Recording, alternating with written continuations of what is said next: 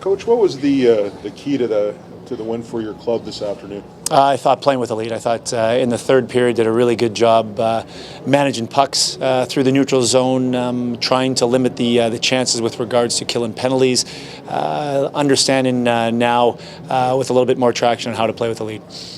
Terrific. And I lost my second question. Go ahead, sir. Must have been nice to get 5 goals on the board today and just generally get a lot of chances throughout the game. Yeah, I thought we were able to capitalize on our chances, which was nice. I felt at times before we were getting opportunities, but weren't able to finish on them. Obviously, the power play was real strong again. It's been a real good, strong staple for us as of late, and the penalty kill able to kill off a strong power play that Chicago has. What do you see as the keys to that power play? I mean, it looks like you're really starting to control the play well the last 3 or 4 games, especially. The units have had a chance here to be together for a little while. We lost Lipon, but now you're able to plug in a player like Hellebuyck that obviously has a skill set to play on the power play. Getting more pucks to the front of the net, body position, and looking for those rebounds, those chances that are lying there at times. And again, the guys just being cleaner with their breakouts and a little bit more poised with the puck. Josh Morrissey managed to put up 4 points today, his biggest output in his professional career, which obviously is great for him. But specifically, one thing that you might notice about his game today, he's getting a lot of pucks through to the net. He specifically mentioned that he was having trouble getting pucks through a few games ago against Texas, and he really worked on that. Is that something that you've really been working on with him? Yeah, it's his, when you look at the instances on the power play, he's a quarterback on the power play. Obviously, he runs it from the blue line, so he does a better job finding those lanes, moving his feet, coming across the blue line to get it to the front of the net. So that's something that we've addressed with him. And again, whenever it's 5-on-5, he has a good lateral mobility where he can find those lanes and not get those shots blocked. So again, that's been a work in progress, but it was a real strong point for Josh tonight. Are you liking the chemistry between Nick Patan and Scott Kosmachuk?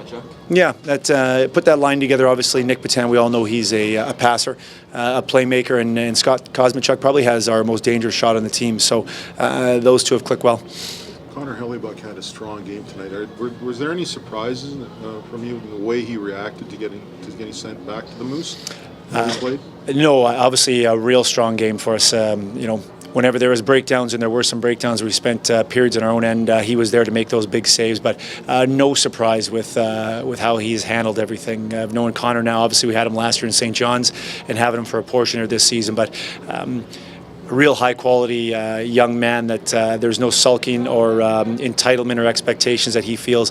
He went up there, played the best his capabilities, gave the Jets obviously lots to think about, and has come down here and handled like a professional. Would you consider that to be a tribute to his mental focus? Yeah, I would say that Connor's professionalism and focused on where he wants to get to, which is obviously to be in the NHL on a night-to-night basis here. That's something from day one when we had him in St. John's that he's a real goal-orientated goaltender that is focused on getting to the National League. What do you say about the skill set of Yuri Frank? He scored a nice goal today. He had a nice move where he almost created something.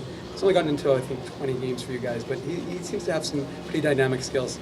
Skill set from the offensive, the top of the offensive circles down. Great shot, real tenacious on pucks. Where Yuri's game has deficiencies is in his own zone, the D zone coverage, being able to get pucks back to use his speed and his skate and his shot in the offensive zone. So if he could play the whole shift in the offensive end, then he's a real strong player. But we all know that the pro game is being able to play 200 feet. Now, have you noticed an improvement though at all in his game? We have noticed an improvement. Lots of video with Yuri. There's a language barrier there that we've been able to get through, but he wants to learn. We've taught him the structure and where he needs to be through practice and through the video, and we've seen improvements from before where he looked lost in his own end. It's better now. He has more awareness and more commitment to trying to get pucks back. And as a rookie player, it's not unique for a young guy, a 21-year-old, to have some defensive deficiencies. Yeah, and again, you look at Yuri Frank. He's he's missed a step along the way here. He's come right out of kind of a dark horse to come to pro hockey. Hasn't spent any time in the ECHL as to date here. But yeah, we know there's a part of his game that is exciting, and that's the offensive side. It's just a matter of learning and understanding that there's different aspects to every player's game, and he's got to learn that D zone part.